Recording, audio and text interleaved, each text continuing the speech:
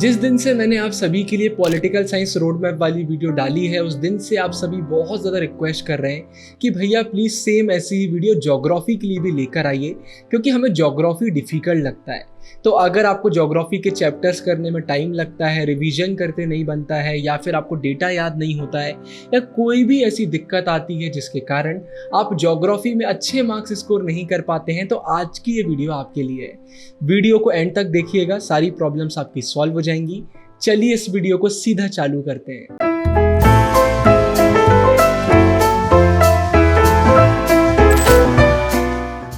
तो आज की वीडियो में सबसे पहले मैं आपको बताऊंगा कि ज्योग्राफी के एक चैप्टर को करने का सही तरीका क्या है। फिर मैं आपको बताऊंगा कि डेटा हम कैसे याद कर सकते हैं, डेटा रिलेटेड टिप्स मैं आपके साथ शेयर करूंगा, और आखिरी में कुछ प्रो टिप्स मैं आपको बताऊंगा।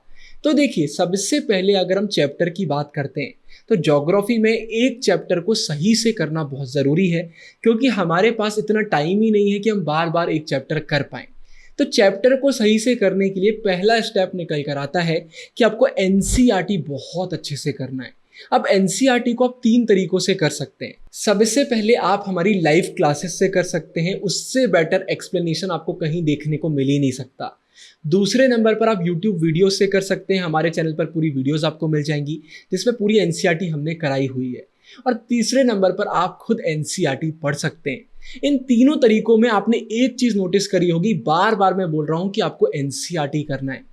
कोई भी ऐसी बुक या फिर कोई भी ऐसी वीडियो जहां पर आपको एनसीईआरटी नहीं कराई जा रही है या फिर एनसीईआरटी की लाइंस स्किप करी जा रही हैं, वहां से आपको अपना प्रिपरेशन नहीं करना है, क्योंकि आपका स्कूल का पेपर, बोर्ड एग्जाम का पेपर, इनफैक्ट सीयूटी का पेपर पूरा एनसीईआरटी से बनता है। एनसीईआरटी का नॉलेज होना बहुत ज़रूरी है। एनसीईआरटी करने के बाद एक और बहुत इंपॉर्टेंट स्टेप निकल कर आता है क्वेश्चन आंसर करना। चैप्टर को करने के तुरंत बाद हमें उसके क्वेश्चन आंसर करना चाहिए। उससे रिवीजन हो जाता है, बहुत कुछ सीखने को मिलता है, ये पता चल जाता है कौन से ऐसे टॉपिक है जो हम भूल चुके हैं। तो क्वेश्चन आंसर करना बहुत ज़रूरी है। अगर आप क्लास 12th में, तो सबसे पहले हमारे चैनल की फंसना पक्का है सीरीज तो आपको करना ही है। आपको क्वेश्चन आंसर वाली फंसना पक्का है सीरीज भी करना है और एमसीक्यू वाली भी करना है। इतना आपने कर लिया तो आपको बहुत अच्छे से समझ में आ जाएगा कि कैसे क्वेश्चन आते हैं, आराम से आप आंसर कर पा रहे होंगे। फिर इसके बाद 11th 12th दोनों बच्चों को क्वेश्चन बैंक भी लेना है। क्वेश्चन बैंक में शॉर्ट नोट्स रहते हैं, रिवीजन करने में मदद मिलती है, आंसर फ्रेमिंग बनती है, ये समझ में आता है कैसे क्वेश्चन आते हैं बोर्ड एग्जाम में। तो क्वेश्चन बैंक भी जरूर से परचेज करिए। बहुत सारी वीडियोस में बता के रखा हुआ है, गुरुकुल बाय ओसवाल की क्वेश्चन बैंक आप ले सकते हैं।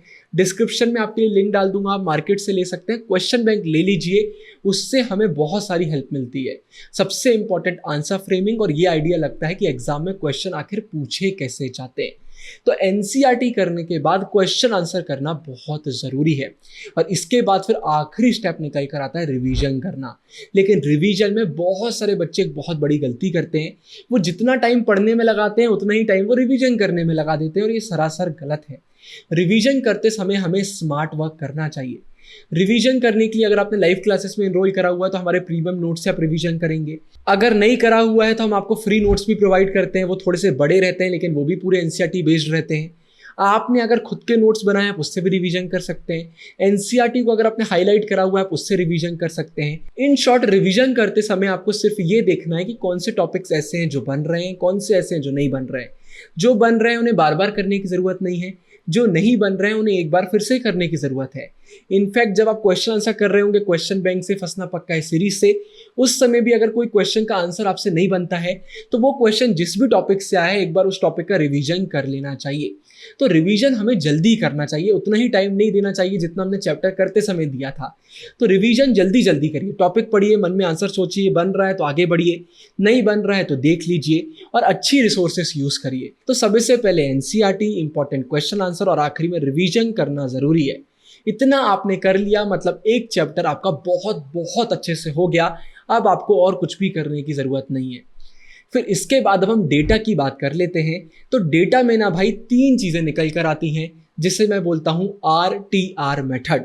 ये आपने कर लिया तो डेटा की प्रॉब्लम भी आपकी पूरी तरीके से खत्म हो जाएगी। तो RTR में R का मतलब होता है रिस्क लेना। देखिए, ज्योग्राफी में सिर्फ डेटा डेटा है और डेटा के चक्कर में ही आपको ज्योग्राफी डिफिकल्ट लगता है। तो यहाँ पर रिस्क लेना बहुत ज़रूरी है। आप एनसीईआरटी का पूरा डेटा याद ही नहीं कर सकते, ये ह्यूमनली इम्पॉसिबल है। तो आपको रिस्क लेना पड़ेगा, लेकिन रिस्क हम कैलकुलेटेड वे में लेंगे। मैं आपको एग्जांपल से समझाता हूं। जैसे टाउन्स के एग्जांपल दिए होते हैं, सेटलमेंट्स के एग्जांपल दिए होते हैं, हमें यह बताया जाता है कि सबसे ज्यादा डेंसली पॉपुलेटेड स्टेट कौन सा है, सबसे लीस्ट पॉपुलेटेड कौन सा है। हमें स्टेट्स देखने को मिलते हैं जहां पर क्रॉप्स के बारे में बताया जाता है कि ये पर्टिकुलर क्रॉप सबसे ज्यादा कौन से स्टेट में प्रोड्यूस करा जाता है। ये वो डेटा है जो बार बार एग्जाम में आता है, क्योंकि डायरेक्टली क्वेश्चन बन सकता है ना कि सबसे ज्यादा डेंसली पॉपुलेटेड स्टेट बताइए इंडिया की, या फिर ये वाला क्रॉप कौन से स्टेट में होता है, इस टाउन के एग्जांपल दे दीजिए। तो ये ऐसे क्वेश्चन है जो आते ही आते हैं। लेकिन इसके अलावा हमें एनसीईआरटी में कुछ डेटा ऐसा भी देखने को मिलता है जो इंपॉर्टेंट नहीं है, जैसे क्रॉप्स का परसेंटेज दिया होता है। तो अब इससे क्वेश्चन बहुत रेयरली आते हैं। मैं बोलता हूँ एक टेबल दी हुई है जहां पर बताया गया है किस स्टेट की कितनी पॉपुलेशन है, तो आपको टॉप पता होना चाहिए, बॉटम पता होना चाहिए। ये क्वेश्चन कभी भी नहीं आएगा कि फोर्थ मोस्ट पॉपुलेटेड स्टेट बताइए इंडिया की, ऐसे क्वेश्चन नहीं आते हैं। या फिर पूरे वर्ल्ड रिलेटेड भी अगर डेटा दिया हुआ है तो टॉप बॉटम पता होना चाहिए। बाकी वो डेटा जो बार बार एग्जाम में आता है वो बहुत अच्छे से पता होना चाहिए। तो जब क्वेश्चन बैंक से आप पीवाईक्यूज देखेंगे तो ये भी आपको आइडिया लग जाएगा कि कौन से ऐसा डेटा वाले क्वेश्चन है जो इंपॉर्टेंट है, तो वो अच्छे से करना है। लेकिन रिस्क लेना बहुत जरूरी है। अगर आप एक एक चीज पढ़ने लग गए ना तो फिर डेटा आपको याद नहीं होगा। इसमें सेकंड टिप निकल कर आती है, वो डेटा जो बार बार रिवाइज करने के बाद भी आपको याद नहीं हो रहा है, वहां पर ट्रिक्स का यूज करिए। निमोनिक्स बना लीजिए, उससे रिलेटेड कोई स्टोरी बना लीजिए, कुछ भी ऐसा करिए, उसे अपनी लाइफ से लिंक करने का ट्राई करिए जिससे वो डेटा आपको याद हो जाए। जब हम निमोनिक्स वगैरह का यूज करते हैं ना तो चीजें हमें याद हो जाती हैं। रिसेंटली लाइव क्लास में मैं सार्क के मेंबर्स पढ़ा रहा था, तो मैंने बोल दिया कि अब एमबीबीएस पेन याद रख लीजिए, इससे पूरे मेंबर्स आपको याद हो जाएंगे। तो यही आपको ज्योग्राफी में करना चाहिए, बहुत जरूरी है। ये आप करेंगे तो चीजें आपके लिए आसान हो जाएंगी। और तीसरी टिप निकल कर आती है जो सबसे ज्यादा इंपॉर्टेंट है, इसके बिना आपको डेटा याद ही नहीं हो सकता, और ये आपको पहले से पता है, रिवीजन। अगर आप रिवीजन नहीं करेंगे डेटा आप भूल जाएंगे। बार बार डेटा का रिवीजन करिए, बार बार लिखकर प्रैक्टिस करिए, बार बार अपनी बुक में देखिए।